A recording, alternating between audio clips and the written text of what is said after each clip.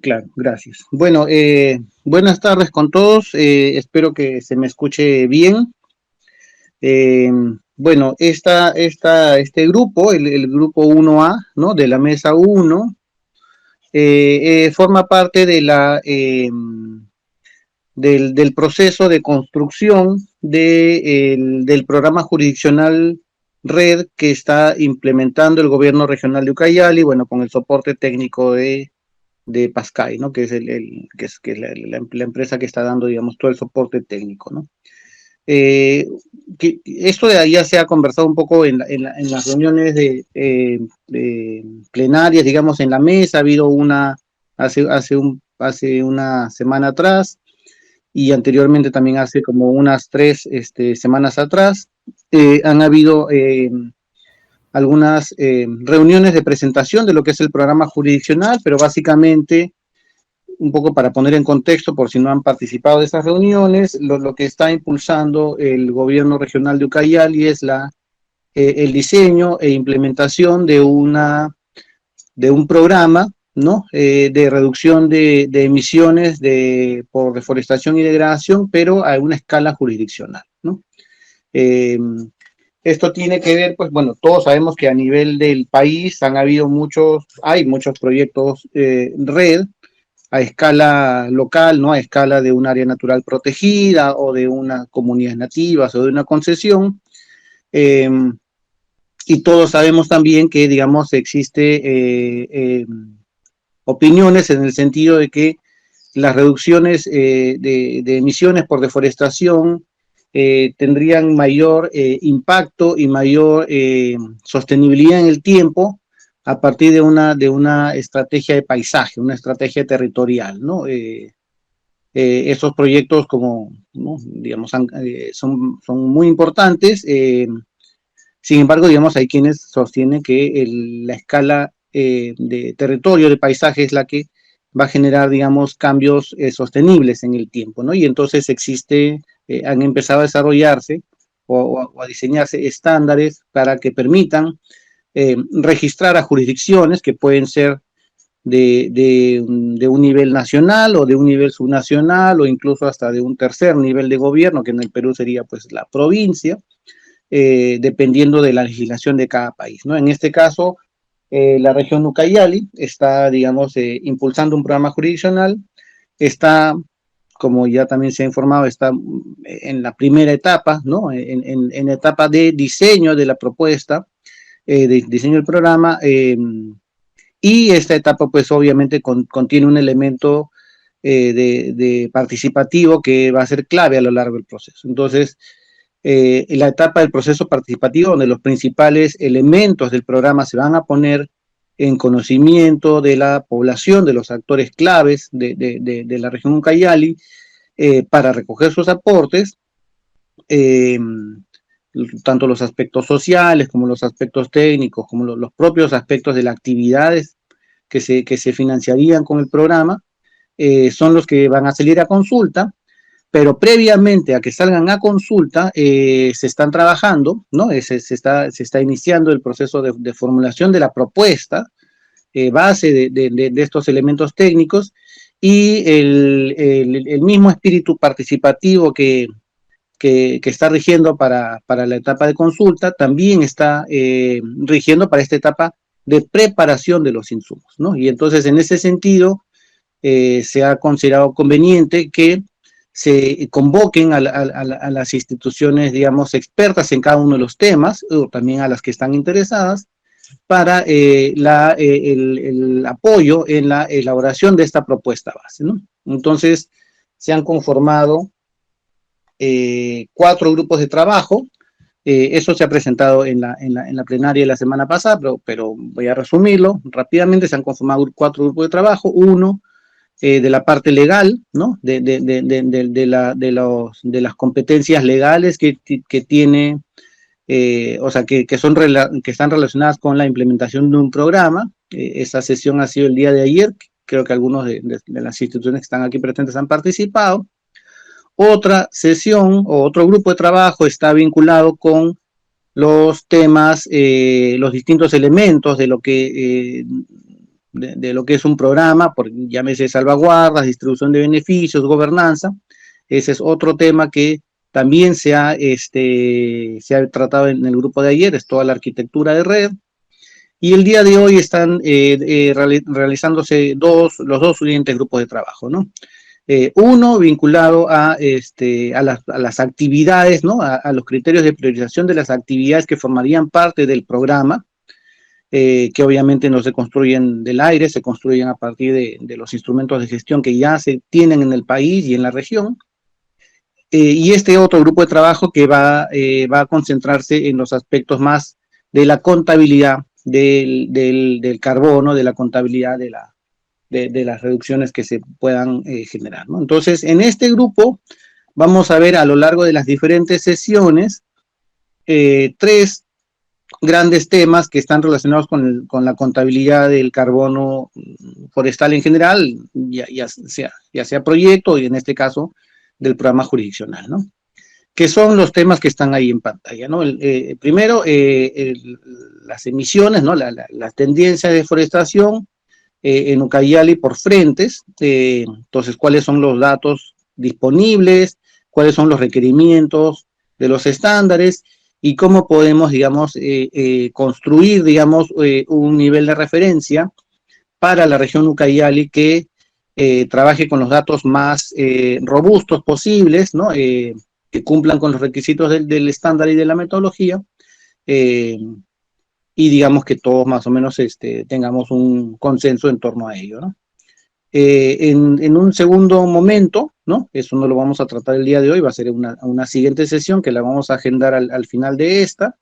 Se van a ver los temas de cuáles son los drivers de deforestación en la región Ucayali, incluso a nivel de frentes, ¿no? O sea, porque no es la misma dinámica la deforestación en la zona de Padre Abad como en la zona de Atalaya, en fin, ¿no? Hay diferencias. Entonces, ¿cuáles son los principales drivers de deforestación? Es parte del análisis que se va a hacer. Nuevamente, aquí repito, esto no es un trabajo que se va a hacer únicamente desde la región o desde el gobierno regional, ni tampoco únicamente desde Pascay, sino que ahí el aporte de las instituciones que están presentes aquí y de otras y que eventualmente no están o no se han anotado, pero que sería importante que participen, va a ser un elemento que va a enriquecer este análisis, ¿no? Finalmente, para que todo esto finalmente aterrice en una propuesta, digamos, ¿no? En un mapa de anidación o en un mapa o en esta herramienta de asignación de reducciones en el espacio en el ámbito de la región Ucayali, ¿no? Y finalmente, como tercer elemento, los aspectos propios de la degradación forestal, ¿no? Entonces allí, bueno, los estándares y las metodologías de estos estándares te plantean que, digamos, si las emisiones causadas por degradación son significativas, y también ahí hay parámetros para definir eso, esa actividad, ¿no? La actividad de degradación forestal tiene que ser incluida en la cuantificación del programa jurisdiccional, ¿no? Entonces, esos son los tres temas que este grupo busca trabajar a lo largo de las diferentes sesiones. Y vamos a comenzar un poco con el primer grupo. Bueno, ya hemos hecho la presentación de los participantes, ahora vamos a entrar ya en materia, ¿no? ¿Quiénes están convocados para esta reunión? Bueno, la Gerencia de Desarrollo Económico, la Gerencia Forestal, ¿no? Del Gobierno Regional, la Autoridad Regional Ambiental, Provías, porque también, digamos, el tema de carreteras, como todos sabemos, cumple un rol crítico en la dinámica de ocupación y de uso del suelo. Entonces, información que Provías pueda tener sobre la red vial construida y prevista va a ser importante. El Servicio Nacional Forestal, obviamente, tiene un papel muy importante en varios aspectos, ¿no? Han presentado un estudio hace unos meses sobre los cambios en la cobertura forestal, pero digamos, toda la capa de los contratos, de los distintos tipos de concesión, con el mayor o menor impacto que estos tipos de tenencia ejercen sobre el territorio, va a ser muy relevante tenerlo actualizado, ¿no? Y oficial. el programa de conservación de bosques, que también tiene un trabajo bien interesante digamos, en cuanto a datos de deforestación, no solamente a partir del trabajo que hace en Geobosque, sino también datos más específicos a nivel de comunidades a través para relacionadas con el programa de las TDCs, Servir Amazonía, también instituciones técnicas de la academia, como la Universidad Nacional de Ucayali y VITA, y ONGs que están haciendo un trabajo interesante, ¿no? En el caso de DAR, que está haciendo esta medida de mitigación, que está relacionada justamente con el tema de carreteras, la ONG AIDER, que pues tiene un proyecto red en Ucayali, creo que el único proyecto red que hay en Ucayali, y tiene una serie de estudios que también nos lo mencionaron en la reunión de la semana pasada, que estaban, digamos, con toda la disposición de compartirlo y que pudiera ayudar a alimentar este análisis, va a ser muy importante. Bueno, Propurus, que es una ONG que también trabaja, pues, ¿no? En varias provincias de la región. Y bueno, y el equipo de Pascal, que es la empresa que estamos, digamos, trabajando con el gobierno regional para brindar este soporte al proceso, ¿no? Del programa jurisdiccional, que como ya vuelvo a mencionar, digamos, es el primero en Perú, es uno de los primeros en el mundo, y la verdad pues tenemos una gran expectativa, una gran ilusión que pueda captar los recursos financieros necesarios para poder lograr realmente una disminución de la deforestación en la región y un desarrollo sostenible, digamos, ¿no? Entonces, tenemos toda esa expectativa de poder dejar ese granito de arena para el bien de nuestro país, de la Amazonía, y bueno, contamos obviamente con la cooperación de todos ustedes para que hagamos esto juntos, ¿no? Entonces, bueno, entrando en materia, pues el gobierno regional ha suscrito un acuerdo para la venta de los créditos de carbono jurisdiccionales con una empresa internacional, y en dicho acuerdo se hace referencia a que estas reducciones de emisiones se van a tener que, o sea, para que puedan ser transferibles, para que puedan ser aceptadas por el comprador, tienen que estar registradas bajo algún programa jurisdiccional. A la fecha, digamos, existen dos estándares disponibles, desarrollados para programas jurisdiccionales. Uno es el estándar el estándar de JNR, el Red Jurisdiccional y Anidado de BERRA.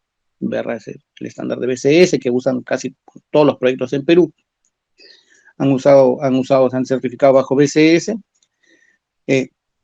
Y ahora BCS, llamado BERRA, ha desarrollado un estándar para programas jurisdiccionales, ya no para proyectos, sino para programas, ¿no? Y también, por otro lado, tenemos el estándar desarrollado por Noruega, que es el TRIS estándar, desarrollado por ART, ¿no? Que es, digamos, la entidad que le da un poco que ha creado este estándar, ¿no? Entonces, lo que vamos a ver es un poco algunas reglas esenciales, ¿no? No vamos a entrar en detalle, esta es una primera reunión de inducción, un poco de ponernos en contexto, qué es lo que se nos viene, digamos, ¿no? Por desarrollar, y bueno, y el ofrecimiento, ¿no? De hacerlo juntos. Hay estos dos estándares principales, y en realidad aquí no hay mayor ciencia, creo que todos los que están aquí presentes conocen perfectamente bien todos estos temas, son bastante básicos. Los principales elementos de la contabilidad tienen que ver con dos elementos de la ecuación, ¿no? O dos variables de la ecuación: los factores de emisión y los datos de actividad, ¿no? Bueno, muy resumidamente, por si acaso, digamos, alguien no estuviera familiarizado con estos términos, los datos de actividad están asociados a los cambios de uso del suelo, esencialmente, ¿no? El área que pasa de bosque a alguna otra categoría de no bosque, o incluso a otra categoría de bosque con distinto contenido de carbono. Pero, digamos, en resumidas cuentas digamos, para simplificarlo, aunque obviamente los más entendidos saben que esto tiene varios estratos y varias transiciones, pero básicamente es la superficie, digamos, que se deforesta anualmente en un determinado espacio, en este caso la región Ucayali. Y los factores de emisión, ¿no? Que es el contenido de carbono promedio por estrato, si es que hubiera una estratificación, o bueno, o en general el promedio, por unidad de área, ¿no? Entonces, y aquí ya, digamos, hay que tomar en cuenta también el stock el stock de carbono que queda almacenado en la cobertura que queda en el uso post-deforestación, ¿no? Entonces es la cantidad de deforestación que se pierde año por año por las emisiones por hectárea que se emiten a la atmósfera al haberse justamente generado esta pérdida de bosque, ¿no? Entonces, multiplicando estas dos variables, tenemos las emisiones de gases de efecto invernadero que se pueden generar, ¿no? Esta es una ecuación que vale para un proyecto, para cualquier área, digamos, y es una ecuación, es la misma ecuación que se ha desarrollado, ¿no? Si tiene obviamente una serie de variables adicionales, pero digamos, la base de la cual se parte es esta ecuación, ¿no? Entonces, esta ecuación que vemos ahí en pantalla, por ejemplo, la hemos extraído justamente del estándar de ARTRIS, ¿no? El alcance de la contabilidad, pues bueno, primero hay que definir cuáles son las actividades que van a ser incluidas, deforestación de todas maneras, degradación de manera opcional, está por ver, y las otras actividades, bueno, va a depender de que el estándar haya desarrollado, digamos, metodologías para poder cuantificarlas, ¿no? Estamos hablando ahí de incremento de stocks, que puede darse por restauración, por regeneración natural, lo que fuera, manejo forestal sostenible y conservación. Entonces, no vamos ahorita a explicar cuáles de estas otras actividades están permitidas bajo cada uno de los dos estándares que hemos mencionado, pero en todo caso, lo esencial y lo claro que va a estar incluido aquí es la deforestación y dependiendo de los resultados que hallemos en cuanto a las emisiones por degradación, esta actividad también podría estar incluida dentro del programa jurisdiccional, no dentro del nivel de referencia del programa jurisdiccional. Y en cuanto a los reservorios, bueno, tenemos los 5 reservorios, la biomasa aérea, o sea, los troncos, ¿no? Los árboles eh, por encima de la raíz, el carbono orgánico en el suelo, puede haber carbono orgánico en el suelo tanto hay carbono orgánico en el suelo en todos los tipos, en todos los suelos, pero hay obviamente diferencias entre el carbono que hay en los humedales, ¿no? Por ejemplo, los aguajales, y el carbono que hay en los otros tipos de suelos amazónicos. La biomasa aérea, perdón, la biomasa subterránea, que es las raíces, la madera muerta, que puede ser tanto la madera muerta en pie, o sea, los árboles muertos que siguen, que no han caído, y la madera muerta, digamos, ya sobre el suelo, ¿no? Y la hojarasca. Esencialmente, digamos, bueno, como aquí los más entendidos seguramente saben, las dos mayores, los dos reservorios que se suelen contabilizar es obviamente la biomasa aérea y la biomasa subterránea. Los otros va a depender también de un análisis de significancia y si no es significativo, de una decisión técnica, ¿no? Política, ¿no? Y en cuanto a los gases, bueno, estos son los 3 principales gases que podrían ser, con el CO2 como la principal fuente de emisiones asociada a este sector de cambio de uso de suelo, pero también tenemos el metano y el CH4, ¿no? Bueno, ¿cuáles son entonces los insumos requeridos a partir del análisis anterior, ¿no? Para lo que son factores de emisión, definir cuál es la estratificación del bosque ucayalino, ¿no? Y ahí, bueno, podríamos mirar diversas fuentes, ¿no? En el caso, por ejemplo, del nivel de referencia, que es la fuente del Ministerio de Ambiente, ¿no? Que es la que se remitió a la convención. Tenemos una clasificación por ecozonas, que es la misma que se ha usado para el Inventario Nacional Forestal, pero digamos los proyectos y otros estudios han realizado propuestas de estratificación diferenciadas. Entonces, un punto que va a corresponder, digamos, definir es cuál es la estratificación del bosque que se utilizaría para el programa jurisdiccional. Asociado a eso, cuál es el contenido de biomasa por estrato forestal. cuáles son los usos, una cuantificación, ¿no?, de los usos por deforestación, cuánto de lo que se pierde va a ganadería, agricultura, a infraestructura, lo que fuera, a bosque secundario, lo que fuera, cuál es el contenido de biomasa para cada uno de esos estratos no forestales, y cuáles son, y opcionalmente, por eso está en rojo, las emisiones asociadas a la degradación, ¿no?, que podrían ser, pues, por tala ilegal, por extracción de leña, de carbón, en fin. Eh, entonces, estas son las variables que, entre otras, se van a requerir para poder determinar los factores de emisión netos que se utilizarían para la contabilidad de las emisiones y de las reducciones del programa jurisdiccional. En cuanto a datos de actividad, bueno, los datos de pérdida anual de bosques, pero también, digamos, también los datos de deforestación, que no son los mismos. Ahí tenemos, pues, fuentes que nos dan unos datos y otras fuentes digamos, trabajan con otros datos, entonces ahí ahí es nuevamente, ¿no?, tener como referencia los requerimientos del estándar para poder ver cuáles serían los datos más apropiados para los cálculos que necesitamos, y también los datos de degradación, ¿no? Cuántas son las hectáreas por año que estarían sufriendo degradación, ¿no? Entendiendo degradación como un bosque que aún mantiene la cobertura, aún mantiene, digamos, suficiente cobertura arbórea para calificar como bosque, pero que ha, digamos, disminuido su contenido de biomasa y obviamente sus funciones, las funciones ecosistémicas que cumplen, ¿no? Eso en cuanto a datos de actividad.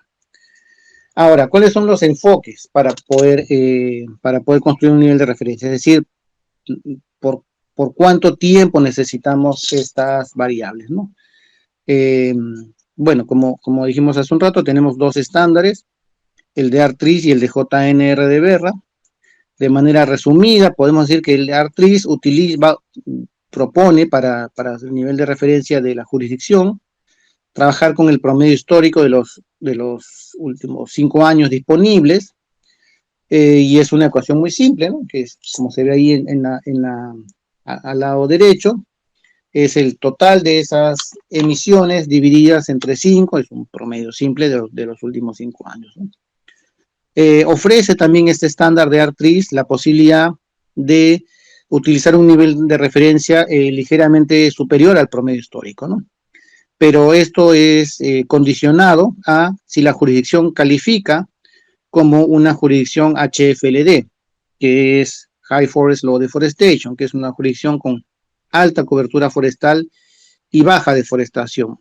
Todos sabemos, creo, que este concepto de una jurisdicción con alta cobertura forestal y baja deforestación proviene del desarrollo teórico de la curva de transición forestal, que, digamos, lo que plantea es que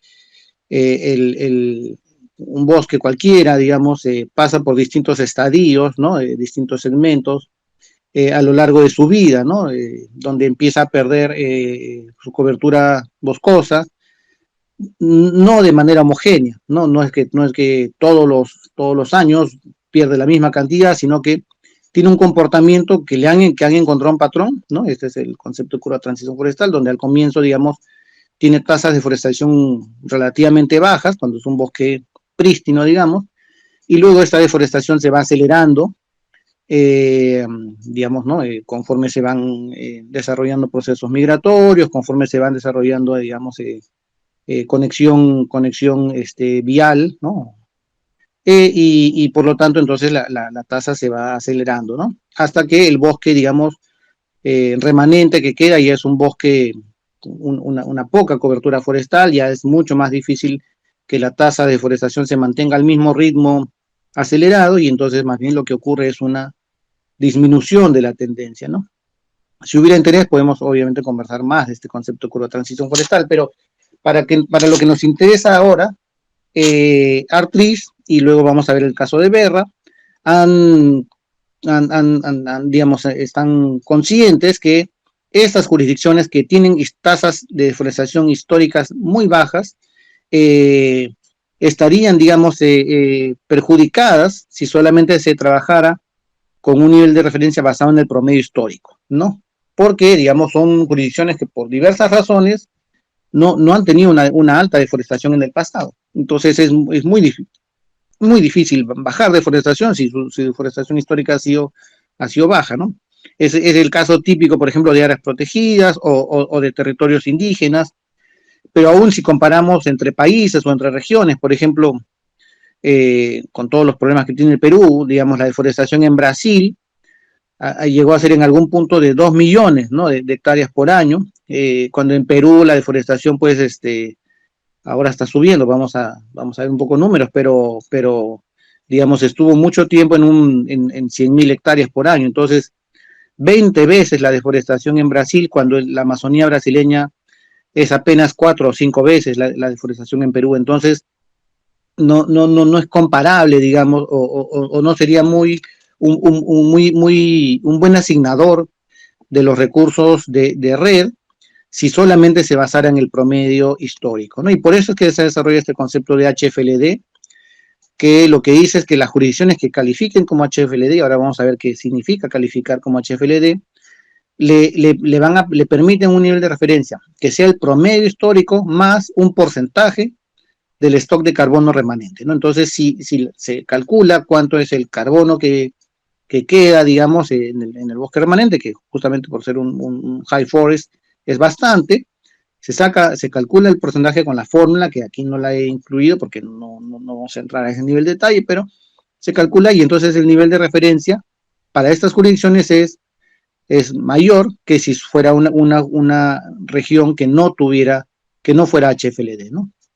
Y ahí está un poco la definición de lo que es HFLD, ¿no? Que trabaja con dos variables, con la suma de dos variables, un score de cobertura forestal y un score de tasa de deforestación. Entonces, si la cobertura forestal está en 50%, o sea, si se perdió la mitad de los bosques de Ucayali, pues obviamente tendría 0 puntos en cobertura forestal, ¿no? Pero si el bosque de Ucayali estuviera, no sé, pues en 90%, tendría 0.4 de score, ¿no? Esta es una fórmula, digamos, arbitraria que desarrolla este estándar, pero que lo que busca es premiar a aquellas regiones o aquellas jurisdicciones que han protegido más su bosque, ¿no? O que aún tienen una gran cobertura de su bosque original disponible, ¿no? Y por otro lado, el score de la tasa de deforestación, que también, pues, no hay, dependiendo de la tasa,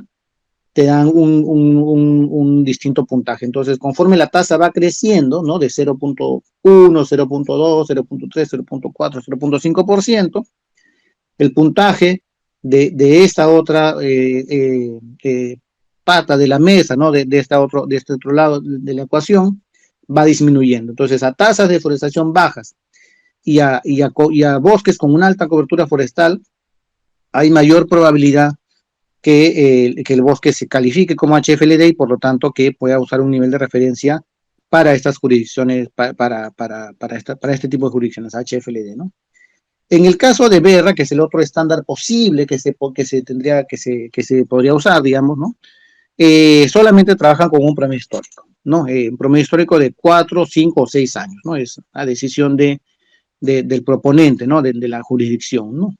El año más reciente no puede tener más de 2 años de antigüedad. Por ejemplo, si el programa comienza 2020, digamos, el dato del 2000 o 2022, el dato, digamos, el último año del periodo histórico de referencia, no puede ser más atrás del 2018, digamos, ¿no? O sea, 2 años atrás, ¿no? Berra, sin embargo, tiene una nota en su estándar que indica que está explorando opciones que sean metodológicamente robustas y creíbles para establecer niveles de referencia jurisdiccionales que incluyan emisiones crecientes allí donde pueda ser justificado por circunstancias nacionales. Por ejemplo, países con un High Forest Low Deforestation, o sea, países HFLD, o países con emisiones, digamos, asociadas a la descomposición de los humedales, por ejemplo, ¿no? Entonces, Cuando Berra saque esta modificación a su metodología, vamos a poder hacer, digamos, el análisis, ¿no? Por lo pronto todavía no hay ninguna versión pública para poder revisar, así que lo que está vigente es, en el caso de Berra, si se usara ese estándar, es el promedio histórico de 4 a 6 años, ¿no? Entonces, ¿qué datos tenemos? Por un lado tenemos los datos del MINAM, ¿no? Estos son los datos a nivel de Ucayali. Como vemos, el bosque amazónico está bastante bien conservado, quedan 9 millones, más, bueno, 9.251.130 hectáreas en el año 2020, que es el último año para el cual hay datos disponibles para la región Ucayali. Y la deforestación, digamos, ha venido subiendo, como se ve ahí, y como es consistente con el concepto de curva de transición forestal, ¿no? Claramente Ucayali es una región HFLD, entonces vemos cómo la deforestación lamentablemente en la región ha ido creciendo, de más o menos 11.500 hectáreas que era a comienzos de siglo, a más de 47.000 hectáreas en el año 2020, ¿no? Ha dado más que se ha cuadruplicado la deforestación en un lapso de 20 años, ¿no? Entonces, estamos ante un problema creciente que afecta a diversas áreas. Ahí vemos un poco los tipos de deforestación, ¿no? La barra naranja es la deforestación que son áreas muy pequeñas, prácticamente áreas de menos de 1 hectárea, ¿no? O sea, es prácticamente deforestación por unidad familiar. Las barras amarillas son de 1 a 5 hectáreas, o sea, parches de 1 a 5 hectáreas. Las barras verdes son parches de 5 a 50 hectáreas. Y deforestación de gran escala, por encima de 50 hectáreas, pues son marginales, salvo en el año 2013, donde hubo una deforestación importante, ¿no? 2012, 2013, ¿no? De más de 500 hectáreas, ¿no? Y bueno, y ahí también podemos ver en el mapa dónde está concentrándose la deforestación, ¿no? Hay obviamente en el eje de la carretera Federico Basadre que une a la ciudad de Pucallpa con la capital digamos, con las distintas ciudades, ¿no? Y mercados de la costa y la sierra. Es el principal eje de deforestación. También está dándose una deforestación que no se debe perder de vista en la zona de Atalaya, ¿no? En el distrito de Raimondi, como vamos a ver a continuación, ¿no? También que está unido por la carretera con Satipo, ¿no? Entonces, esta es una de las primeras posibilidades de fuente de información, el Geobosques MINAM, que hay datos hasta el año 2020. La Gerencia Regional Forestal también ya hace un par de años está generando información y sacando publicaciones vinculadas a la deforestación asociada a los datos de alertas tempranas de geobosque, ¿no? En el año 2020, para el periodo hasta septiembre nomás, pero todos sabemos que la mayor parte de la deforestación ocurre en la temporada seca, identificó o calculó, mejor dicho, en base a las alertas tempranas de geobosques, más de 28.000 hectáreas deforestadas. Si vemos en el anterior, los datos de geobosques, de pérdida de bosques, son de 47.000 en ese año. Entonces, ahí hay claramente una diferencia entre el método de cálculo de alertas tempranas y el método de estimación de pérdida de bosques, ¿no? Pero bueno, en todo caso, no vamos ahorita a zanjar esas diferencias, ¿no? Ni a decirnos por una o por otra, simplemente estamos compartiendo en este punto de la primera reunión toda la información que hay sobre la mesa que se puede usar, ¿no? Entonces vemos acá a partir de las publicaciones de la gerencia forestal que 2020 en 9 meses han habido 28.000 hectáreas que se han perdido en base a la información de la temprana. Casi el 33%, casi un tercio de esas hectáreas casi que se han perdido están en concesiones forestales, tanto maderables como concesiones de conservación y de ecoturismo. Casi una cuarta parte, un 23%, está en bosques de producción permanentes, no categorizados, no concesionados. Un 20% está en tierras de comunidades nativas, ¿no? De distinto tipo. Y luego en otras áreas como predios rurales y áreas no categorizadas y áreas protegidas y PIASI, está la diferencia, ¿no? En el año 2021 hicieron otra forma de clasificación, ¿no? No la misma, entonces no son tablas comparables por categoría, sí quizás a nivel agregado, porque, bueno, tampoco agregado, porque en el otro es de enero a septiembre y acá es para todo el año 2021. Detectaron 31.543 hectáreas que se perdieron según la información de alerta temprana. No tenemos con qué comparar con Geobosque, porque Geobosque todavía no ha publicado su información de pérdida de bosques al año 2021. Entonces tenemos solamente esta fuente de referencia. Vemos que nuevamente las áreas concesionadas con fines maderables representan más del 36%, incluyendo las concesiones de conservación y ecoturismo. Entonces ahí entiendo que así es comparable, pero pensé que las concesiones de conservación estaban en otra línea. Comunidades vuelve a ser casi el 20%, ¿no? Bosques de producción permanente baja un poco, ¿no? De 23 a 19%. Predios rurales más o menos se mantiene entre 11 a 12%. Áreas no categorizadas se mantienen también entre 10 a 9%. Y las otras áreas protegidas y PIASI está en el entorno del 3% en ambos años. Entonces, no han habido grandes diferencias, ¿no? Una ligera alza de los bosques de las concesiones y una ligera baja en los bosques de producción permanente no concesionados, pero por lo demás, más o menos que la proporción se mantiene igual. Este análisis también se podría hacer con los datos de geobosques, ¿no? Porque los datos de geobosques pues están en formato SHAPE, entonces se puede determinar. No, ahorita no queremos entrar a tanto detalle, no es necesario, pero existe, o sea, digamos, la información de geobosques nos permite hacer la clasificación por provincias, por distrito y por tipo de tenencia, ¿no? Entonces acá tenemos estas referencias. Otro dato que es importante en este caso para poder determinar en qué se convierten esos bosques es los datos que también están disponibles en la plataforma de Geobosques sobre usos de la tierra, ¿no? Y en este caso para la región Ucayali tenemos pues todas estas categorías, ¿no? Tanto de tierras forestales, inundables y no inundables, tierras agrícolas, pastizales, tierras para praderas, digamos, ¿no? Para ganadería, humedales, no boscosos, y asentamientos, ¿no? Y ahí nuevamente, bueno, no hay datos sistemáticos como en el otro caso, que hay datos anuales, aquí hay datos con distinta periodicidad del año 2000, luego en el año 2005, 2011, no hay un periodo fijo de lo que se genera esos datos, y el último dato que está disponible en la página del MINAME es del año 2016, ¿no? Pero vemos ahí un poco las transiciones de una categoría a otra, ¿no?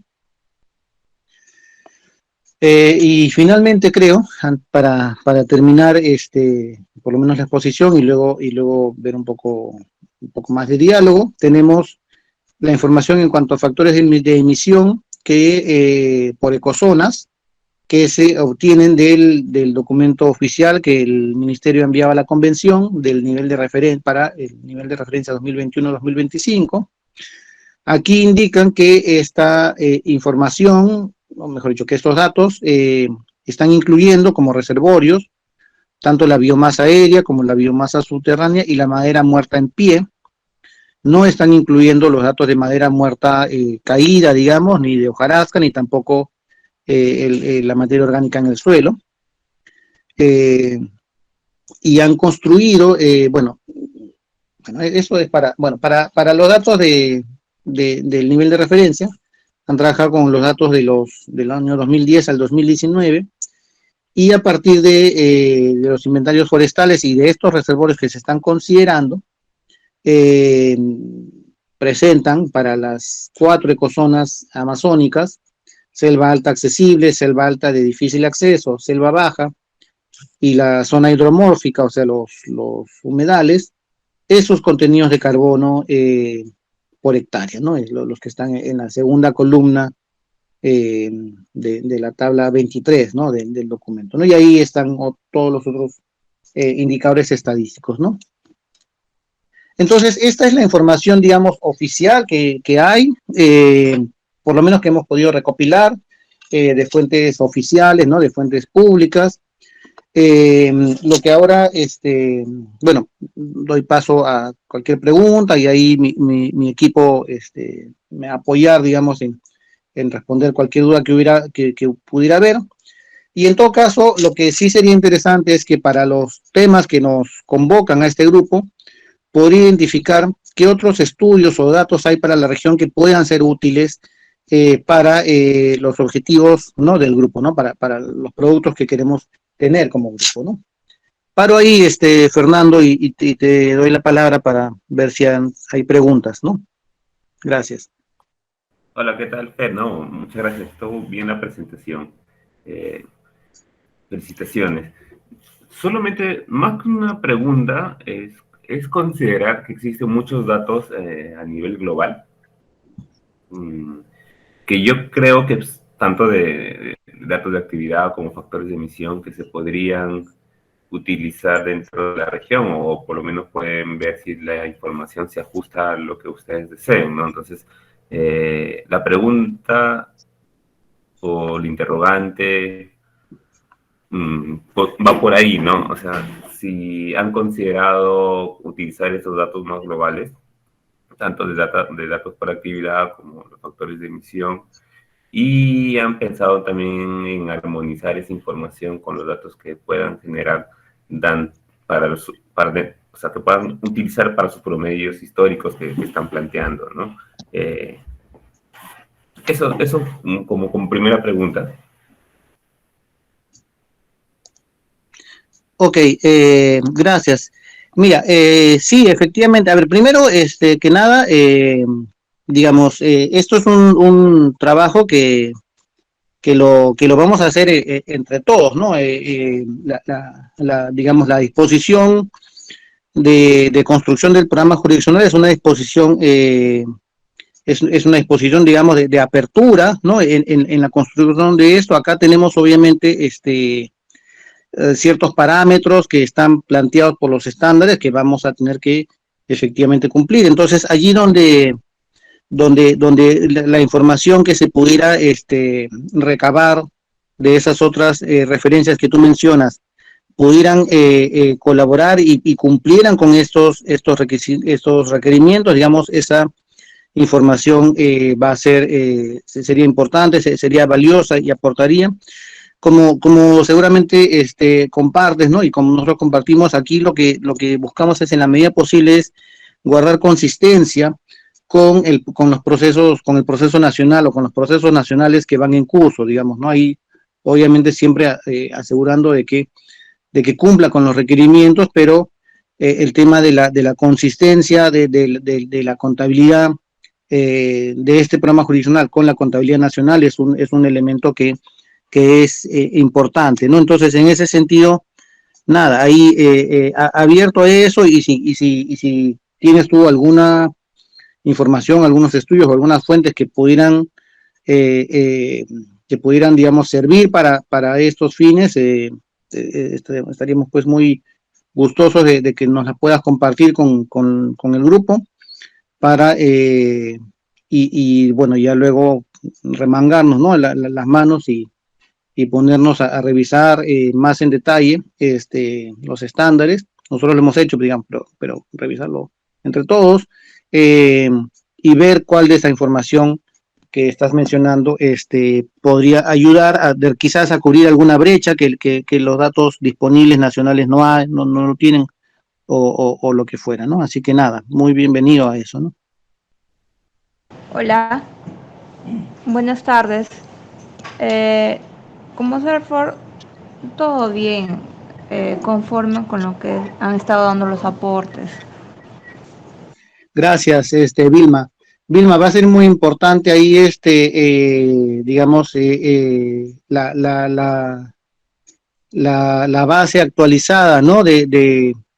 Por ejemplo, para toda la parte de cuando hagamos el análisis de anidación, tener, digamos, las bases actualizadas de las concesiones a fin de poder determinar si el tipo de concesión y el estado de la concesión. Por ejemplo, hay concesiones que, digamos, están activas, digamos, están vigentes, y hay otras que, digamos, están con algún tipo de procedimiento administrativo, otras incluso que pueden haber revertido. Si esta diferente realidad ejerce alguna influencia en la atracción o en la inhibición de deforestación, entonces va a ser muy importante ahí trabajar juntos con ustedes para poder hacer estos análisis. Sí, como lo menciona, toda la base de datos, la acotación que está mencionando es muy importante. Ver el tema de las concesiones y cómo están yendo para poder trabajar articuladamente con ustedes. Genial, mil gracias, muchas gracias. Hola, buenas. Aprovecho a saludar a todas y a todos.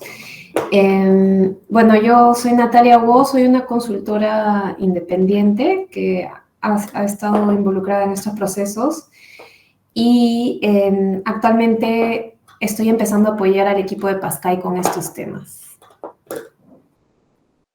Perdón, estaba en silencio, disculpa.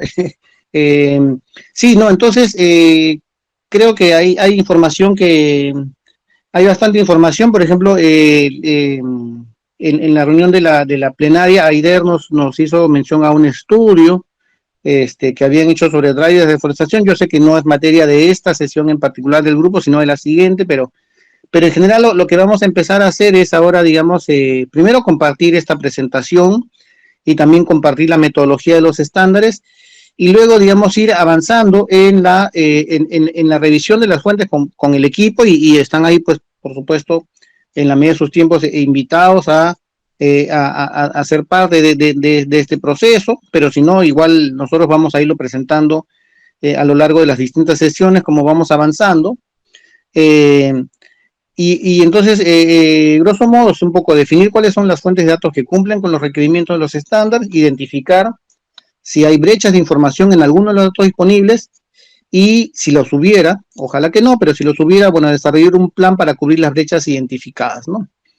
Entonces son como tres grandes momentos, digamos, ¿no? Uno, primero, es la recopilación de los insumos. Estos tres ya no voy a volverlos a listar. Los datos de deforestación, que ya hemos visto una buena parte, que era la sesión de hoy. El estudio sobre drivers, que eso ahí tenemos que mirar, digamos, distintas fuentes, ¿no? Y ahí el estudio de Aider que menciono sería interesante, pero también el trabajo que ha hecho DAR, o que está haciendo DAR, también creemos que podría ser bastante útil, y si hay algún otro que pudiera ayudar, pues bienvenido, ¿no? La base de datos, ¿no? De las concesiones, para poder, digamos, ver si ejercen alguna influencia, también importante. El tema de degradación también, importante saber si hay algunos estudios. Vamos a ir contactando con cada una de las instituciones para ver si hay algunos análisis cualitativos o cuantitativos sobre la incidencia de la tala ilegal. Nosotros hemos recopilado un par, pero quizás hay alguno más que pudiera existir. Tala ilegal y otras fuentes de degradación. A partir de esos insumos y de la definición de cuáles serían las variables oficiales mejor dicho, las variables o las fuentes que se utilizarían para este programa jurisdiccional, primero construiremos a lo largo de, digamos, ¿no?, de los próximos meses, determinar el nivel de referencia. Primero, determinar si es HFLD. Preliminarmente, digamos, hemos hecho un análisis de que lo es, pero dependiendo de cuáles son los datos que se usen, haremos nuevamente un cálculo definitivo. Segundo, digamos, a partir de determinar si es HFLD o no lo es, y dependiendo del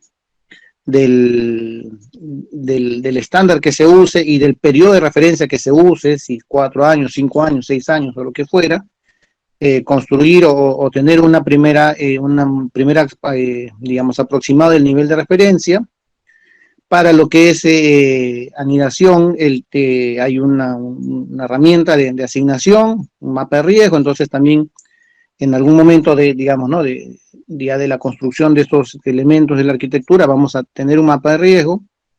Y finalmente, toda esta información va, digamos, a compartirse primero en el espacio de este grupo, el grupo 1A, como también posteriormente en el espacio del proceso participativo, ¿no? O sea, entendemos que este es un tema técnico, digamos, no es un tema debatible en el sentido subjetivo, los datos son datos duros, pero digamos es información que hay que poner sobre la mesa de los actores para que obviamente podamos recoger sus aportes y luego verificar si estas hipótesis que puedan tener en estos los distintos actores se pueden corroborar o rechazar, y enriquecer, digamos, el análisis que hagamos, ¿no? Entonces ese es un proceso que no está, digamos, mucho menos cerrado, sino que todo lo contrario, lo que buscamos es que sea un proceso que nos lleve a resultados técnicamente sólidos y socialmente legítimos, ¿no?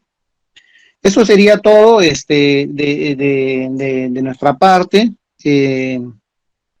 ¿Hubiera alguna pregunta adicional sobre los próximos pasos, sobre el proceso? Pues si no, nada, quedamos pues con el compromiso nosotros de compartir esta presentación, de crear un repositorio para que puedan acceder a la información directamente de los estándares, uno de estos dos estándares, y en fin, ¿no? Las distintas bibliografías que puedan ser relevantes para este trabajo que nos convoca, ¿no? Eso de mi parte, Fernando.